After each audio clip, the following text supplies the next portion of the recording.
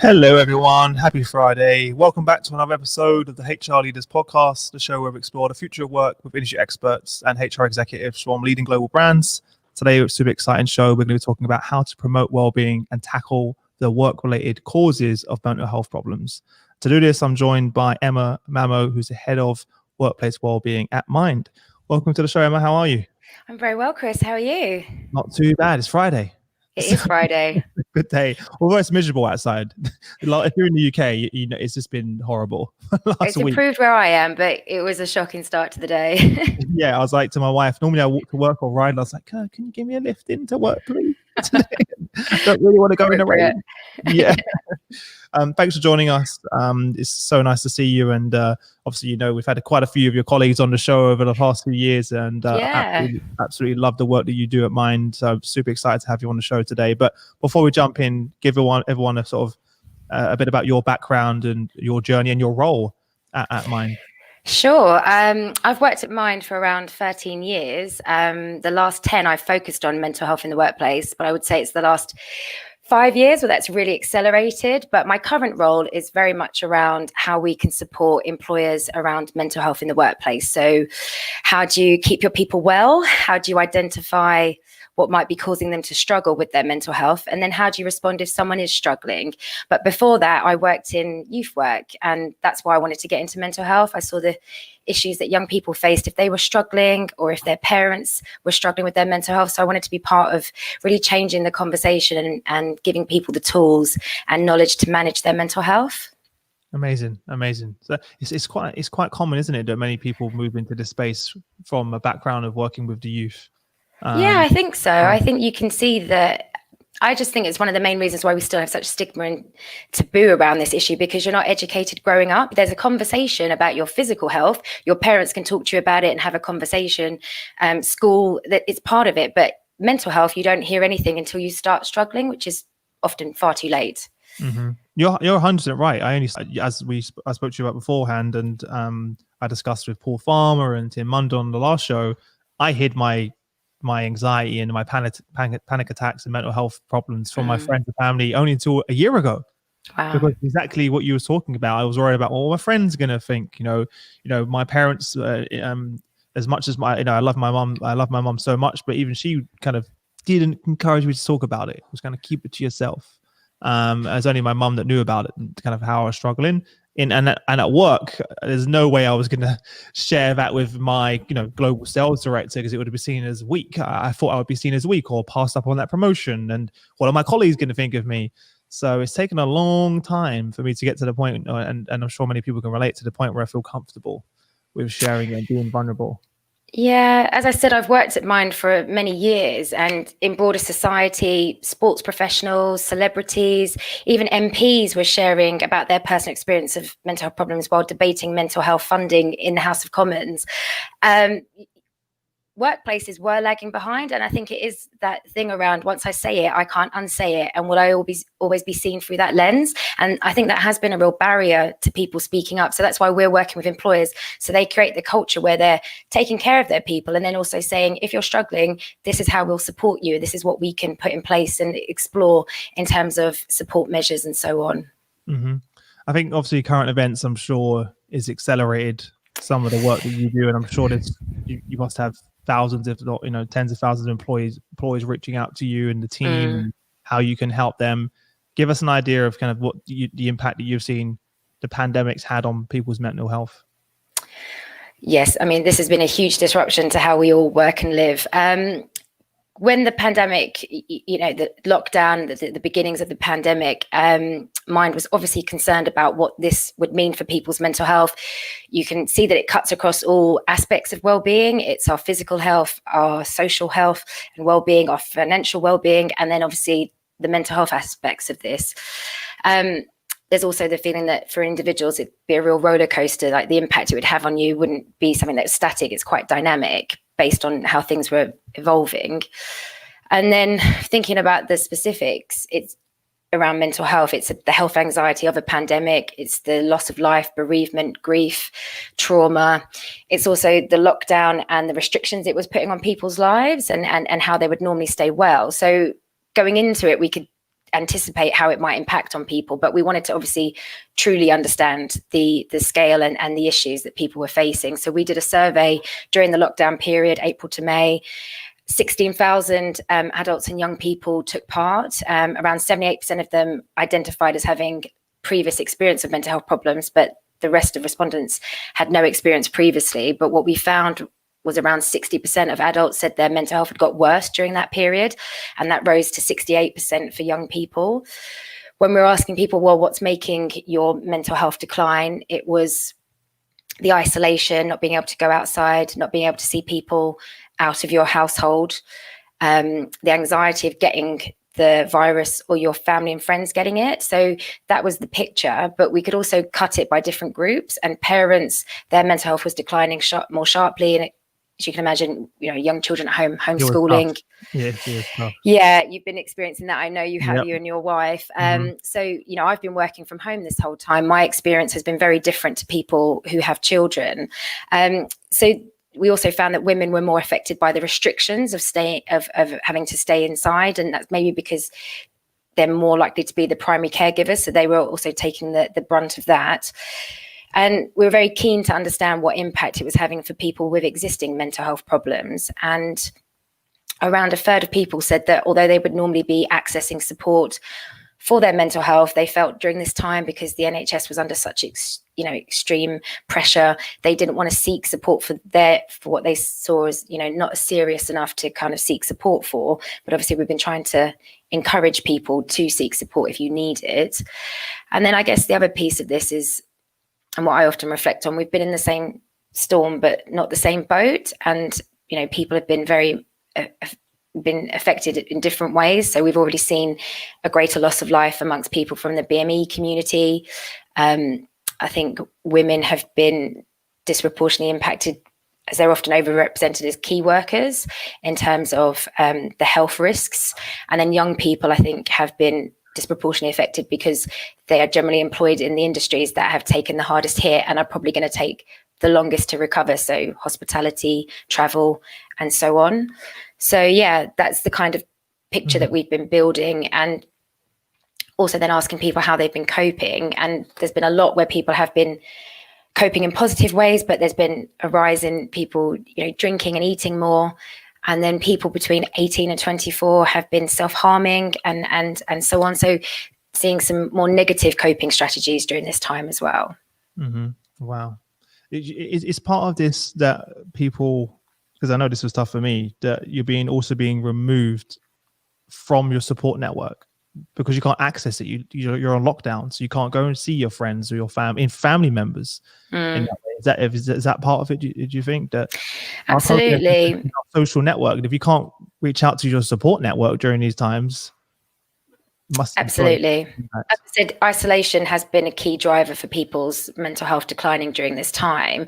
Obviously, we can reach out in different ways. And I suppose in the first couple of weeks of the pandemic, we did see a rise of togetherness and unity, and neighbours setting up WhatsApp groups. If you are stuck at home, let me know and I can go out and get stuff for you, and people trying to make each other's lives easier. 𝘀𝗂𝗽𝗃 doing PE lessons to help parents out. There was a real rise of how can we each help each other out. But I think there has been that restrictions. Some family members, people have had children, babies during this time, and they haven't met their grandparents or extended family. And I think there's also where people have lost people, not necessarily because of the pandemic or coronavirus, but have lost people during this time, but couldn't be with them at the end and couldn't mourn for them or have funerals in the way that they would normally have within their family, and how they would process losing someone. And then obviously the massive loss of life just from the pandemic as well. So there's lots in that in terms of a support system that we draw upon in terms of friends and family, and just the impact on that, really. Talk us through some of the ways that yourself and the Mind team are supporting organizations through this, because for those that aren't familiar with Mind and what you do, give us some practical things that you and the team are doing to help organizations through this. Sure. So Mind as a charity, we're here to make sure anyone experiencing a mental health problem has somewhere to turn for advice and support. So in general, Mind has been responding, giving people information and tools to manage their mental health during this time. My team, as I said, is focused on people in work and employers. And at the start of this, it was about, well, how can we get information out to people quickly, both workers themselves, but also the management teams overseeing them and needing to take care of their mental health. And when you think about this disruption to everybody's working lives, everybody was worried about everyone. Everyone was having to adjust to things overnight. So we tried to approach it in terms of 4 distinct groups. But even within those groups, there's different needs. But first and foremost, thinking about first responders. So the NHS, social care, emergency workers. So how can we get them the tools and information they need to manage their mental health doing such challenging roles? And then obviously, as I said, the management teams supporting them. So we launched in partnership with Samaritans, Shout, Hospice UK, and the Royal Foundation, a new 24-hour round-the-clock mental health support for people working as first responders, but also broadening it out to key workers. So everyone else that was leaving their home during the pandemic, a place of safety to keep the country running. So supermarket staff, transport and so on. Pardon? Was it like a phone line? So yeah, there's a website where you can access information. There's the Samaritans helpline that you can call, and then there's a text service. And then Hospice UK are providing more of that trauma support, because I think also, especially for first responders and what they were dealing with, it's probably going to be the longer term effects of that we need to respond to.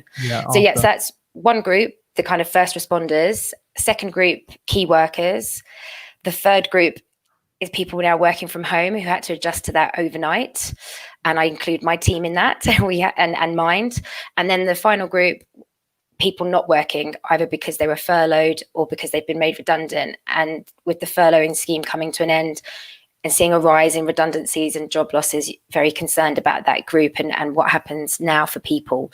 So that's how we were trying to respond, just think about 4 groups and how we can support them and give them the information. So, as I said, we've launched a few programs we've launched a program for key workers and first responders, and then the rest has just been around good information and guidance about how to manage your mental health while working in that way, or if you're not working, how to take care of yourself during that time.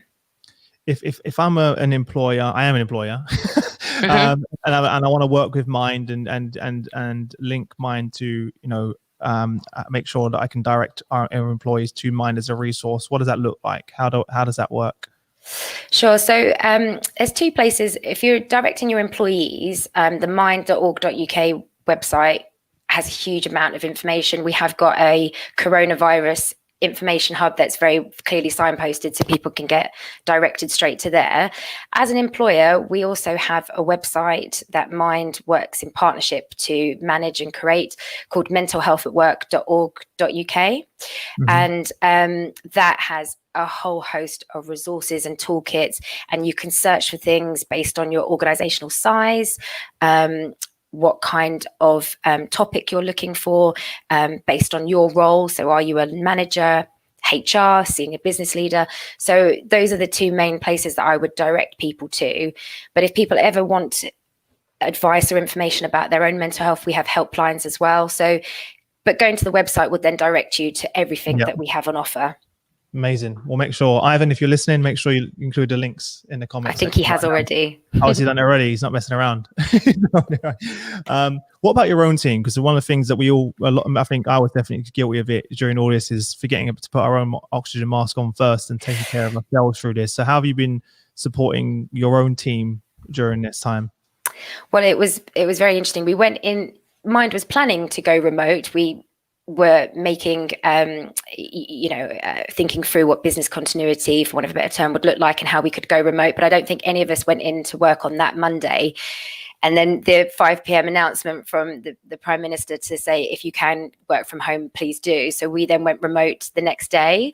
So I had to spend the first couple of weeks just stabilizing my team, establishing new ways of working, checking in with everyone that they had the equipment they needed to work from home, setting up the new ways that we'd be checking in with each other, and making sure everyone felt supported and clear. And then I could then look at how we can then respond to and support employers. But the main thing that I've been following and really recommending to other managers, employers, is taking a principles-based approach, because our internal landscape, the things we're dealing with is very different. So the best way to navigate that is taking a principles-based approach. So the first one is well-being. So staff well-being absolutely needs to be the priority, and you need to be checking in with people and understanding their personal circumstances. And that was very important at the beginning of the pandemic, because younger people potentially in shared households don't have access to places where they can work quietly. Working parents, I had to really understand the needs of people in my team and how best to support them. A lot of people started working part-time to help manage. The second piece is around clarity. So as I said, setting up new ways of working, focusing on simplification. We started using MS Teams a lot. We'd used it previously, but I don't think we'd ever used it to the full functionality of it. And that's been brilliant during this time. But the rest of Mind was still quite email based, and we had remote desktop here, and had to really then think through what are the platforms we're using and why, and having those systems and frameworks communicated. And then with everybody working differently, we had to do a bit of contracting, saying, oh, I'm working these hours, so you understand that. So we just created a document so people knew what people were doing. So I think it's just giving people clarity around processes and then priorities. You know, we couldn't do everything. We had to really think what is the most key things and what else gets parked for the time being. And the next piece is just around community. If we're now all working from home, how can we still have those moments of social connection and offering support that would just happen organically in the workplace if we were all together? So we've done things like picnics, virtual get-togethers, art competitions, quizzes, just trying to think through those things. Yep. 𝗀𝗲𝗍𝗄. What's that? So you know, downing tools at 11 and all getting together. Oh, okay. I like the way you said it though. It's good. 𝗀𝗲𝗍𝗄. You know, 11 o'clock. Have you never heard that term before? No, I've never heard that term before. Maybe it's just me. God, I hope others have, or I'll just be like random phrases. 𝗀𝗲𝗍𝗄. 𝗀𝗲𝗍𝗄. I like it though. It's catchy. I'll remember it from now on. I think you should use it. And then the final piece is just about being reflective. We all had to spring into action, put things in place. Is it working? Is it not working? Is it going to get us through the next month? So it's very much around a two-way dialogue. So yeah, so that's what I've been doing with my team, and then encouraging other people to think about. And it also works for yourself. You know, how am I taking care of my well-being? Where's my where do I have enough clarity about what I need to do? Where's my community? And am I being reflective about, you know, how things are going for me? So I think it helps to kind of think in those terms. Mm-hmm. You spoke a lot about the team, but what about yourself? Yes. How you take care of Emma for all this? So I've always been quite focused on that. I can't be head of workplace wellbeing, and you know, they say a cobbler's child runs barefoot. So I've always had to kind of focus on how I manage my work and have good work-life balance, and then also how I manage my wellbeing. And some of that had to change and adapt, because some of the things I would normally do, I always love a midweek pick me up, meeting up with friends, to kind of not have, you know, the work kind of dominate during the week. So I had to think about, do I want to now do that digitally, catch up with people on Zoom? Sometimes I don't actually like doing that. It's all you do all day at work. So in the height of the pandemic, I was then just trying to think through, well, what's going to help me? So definitely having desk time at the start and the end of the day, so I can have that kind of planning time, and then wrapping up the day so I can shut down and switch off from work. If anything occurred to me during the evening, I would just make a note of it or put it in my phone. So just really making sure. Desk time is saying to yourself, I'm only doing it between these times and then I'm turning off. Is that what you mean by desk time? Yeah, sorry, desk time. Sorry, that's me. So just having time at the beginning of the day to look at the tasks that have come in, what I need to do that day, my priority. So rather than being in meetings all day long and not feeling like I've kind of worked out what I need to do or delegate. So yeah, just making sure I've got adequate desk time to do that processing of work, really. So yeah, I should have been clear on that. And then the main thing for me is just not being a slave to emails. So I try not to have it open all day. So then I just process it. What's an action? If it's 2 minutes or less, I get it done. So using all the stuff that's just around good productivity and time management. And then just at the end of the day, doing a gratitude journal and reflecting on stuff that's working well. Just being kind to myself. It's been busy. And we're beating ourselves up, aren't we, through this? I was saying to my wife the other day, I was like, things are gonna fall through the cracks. Yeah. You know, you're raising a child at home whilst trying to do your job. whilst again, and there's just thing you just with a lot of people as friends, family, I'm sure you're seeing it, just beating themselves up, feeling like it. And as employers, we need to make sure that we let our employers that that's okay. Like, you know, and my wife's employer did a really good job on that. They gave her a call the other day, and like she was on loudspeaker, and her boss was like, "It's completely fine. Like we'll work around it. It's not a problem." And the relief that I gave my wife, she almost was in tears to say, like, I can't believe they were so supportive. I'm so behind on my target, and I've got Robin running around. I've got to prepare lunch, but then I've got a meeting, and then we've run out of nappies. You know, there's just so many things. So we do need to cut ourselves a bit of slack. Yeah, absolutely. A very wise friend of mine years ago said to me, you should only speak to yourself as you would your best friend. And I think we can all have that very critical inner voice. And my thing is, I can ruminate. If things don't go well, I can fixate, and the one bad thing will massively outweigh all the good things, which is why I always try and keep myself focused on what is working well. And if something didn't work out how I wanted it to, take the learning and then move on. And I've been much more disciplined during this period, because we're all up against it, and you need to not give too much airtime to those negative things, because as I said, take the learning and move on. So that's kind of the things that I've been doing just to take care of myself, just checking in with myself a lot as well. Like, where am I at? Like, if it's got to the end of the day, do I feel like I want to reach out to a friend, or do I want to go for a walk? Do I want to listen to music? You know, where am I at, and what's going to help me at this point in time? So just doing that very reflective piece. Like, do you set like a reminder to stay checking with yourself, Emma? Because it's like, I know we're laughing about it, but I actually personally have, like, I set myself reminders on my phone to see, like, just like, whether it's like a moment just to chill out for 10 minutes, like I'll set reminders, or in the evening, like you mentioned, a gratitude journal. I wish I could say I did it all the time. I'm very bad at it. But when I do it, I end my day by not thinking about all the stress and things I have to do tomorrow, but all the things that I'm grateful for. And I sleep better. I feel more calm, relaxed. Whereas sometimes, maybe it's just me, when I just about to get in bed, I'm thinking, oh, what's going on tomorrow? Got to do this, got to do that. And then I can't sleep because I'm thinking about it. But if I end my day with writing down what I'm grateful for, or when I wake up in the morning, starting my day with what I'm grateful for, it just changes the complete perspective of your entire day, and the energy and everything else around it. Yeah, it's really interesting. I don't really timetable stuff. I'm quite an emotional person, so I know when things are getting to me. That's and good. I think it's always so. Pardon? You're very self-aware then. Well, I try to be. I've always had a bit of a temper, and if the pressure's on, then I can feel it a bit. And then I don't want, it's always that thing, you want to respond rather than react. So if I feel that I'm feeling a bit frazzled, I absolutely then take the time that I need to kind of stabilize myself, or kind of regroup and so on. So I've just been more mindful of those things. It's a great, it's why I'm quite a passionate person. It's why I've been, a campaigner most of my career, or an influencer. That it's a positive, but I just have to make sure that it doesn't become a negative if I'm feeling on the back foot or feeling pressurized. So that's why I think I'm quite a reflective person. I do the gratitude journal every day at the end of the day, and that is a massive thing for me. And I don't, that is a habit that's ingrained. So yeah, I would encourage you to do that. And as I said, I really like taking time at the end of the day to think through what's come in, what's important for tomorrow. And that helps me, I say leave work at work. I mean, work is now in my living room, but it does help me do that shutting down. And I always shut my laptop off, even if I might jump back on it later on because I want to do some shopping or whatever. But it's the ceremony of the working day is done. That's a really good point, because I struggled with that for weeks, where there was no natural ending to your day, or there's no lunch, and I'll start working, and all of a sudden it's dark outside, and I'm like, what? I haven't even left my chair, because you don't have that normal daily rhythm.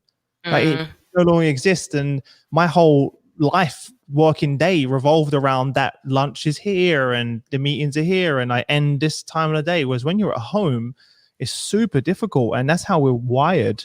So it took me, I would say, a couple of months to slowly get into a new rhythm. And I had to be intentional about it. There were weeks where I just didn't work out, because normally I'd work out before work. And because I wasn't traveling to work, I wasn't going to the gym. So there was like a compound effect that was having. Just building these new habits was super hard.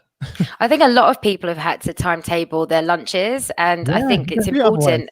And I've even taken 90-minute lunches on days. If I've been doing lots of webinars or I've been in lots of meetings, I've taken an extended lunch because I've needed that. Otherwise, I'm not going to be productive in the afternoon. I need to do a bit of recharging in the day. So yeah, it's interesting. I think establishing a routine, and with all of this, you'll have a good day and you can have you do everything right, and then some days things just won't go to plan. You might not get a lunch. I've done it to myself, and I think it's just knowing what is helpful and how to get yourself back on track, because you can't have a perfect day every day. It's not going to happen, but it's about knowing what is helpful and how you can kind of get back on track the next day. Yeah, I think it's important to control the controllables. Like for me, a simple solution was I just blocked out those times in my calendar. So like very easy thing to do. I left a couple of things I did. I noticed that I was having back-to-back Zoom Teams calls and I had no time in between, which I was like, that's a disaster. So now I schedule blocks. So I have at least half an hour between any given call, because I do have to go to the bathroom or actually speak to people and, you know, actually say hello to my wife and child during the day. And then also schedule time for workouts. And again, making sure that lunch is blocked out. And you know, even during COVID, I had half an hour blocked out every day where I'd go for a walk with my daughter to the park. And every day that was our thing that we did. And I miss that, to be honest. That's one thing I do miss about her being at home. She's back at nursery, and don't get me wrong, it was harder being at home. So I definitely don't regret her being back at nursery as much as I love her. And my wife probably would share the same agreement there. I'm sure everyone knows how I feel listening right now. That quality time together that I had, I do miss. You've got to be intentional about how you set up your day, and even like notifications. I turned off all my notifications because I was consumed. People were trying to get hold of me with Slack, and then on Zoom, and on email, and then phone call. And I was like, it was just overwhelming. I was like, I can't escape, basically. Like, so that there's the power of technology is one thing, but there's also this other side where it never turns off, and you're always on. And I've got US clients as well, and I was like, okay, I need to set some parameters across all these things. So make sure if you haven't done that already, you're listening, make sure you do that. You'll thank me later.